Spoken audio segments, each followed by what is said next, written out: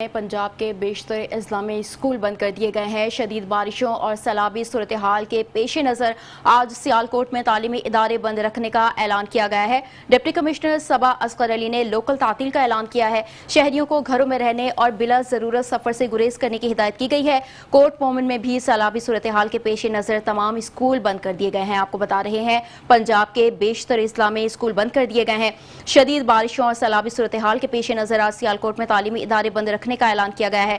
Deputy commissioner सबा असगर अली ने local तातील का ऐलान किया है। शहरियों को घरों में रहने और बिला जरूरत सफर से गुरेज करने की हिदायत की गई है। कोट मोमिन में भी सैलाबी सूरत हाल के पेश नजर तमाम स्कूल बंद कर दिए गए हैं। आपको बता रहे हैं पंजाब के बेशतर अजला में स्कूल बंद कर दिए गए हैं। शदीद बारिशों और सैलाबी सूरत हाल के पेश नज़र आज सियालकोट में तालीमी इदारे बंद रखने का ऐलान किया गया है। डिप्टी कमिश्नर सबा असगर अली ने लोकल तातील का ऐलान किया है। शहरियों को घरों में रहने और बिला ज़रूरत सफ़र से गुरेज करने की हिदायत की गई है। कोट मोमिन में भी सैलाबी सूरत हाल के पेश नज़र तमाम स्कूल बंद कर दिए गए हैं।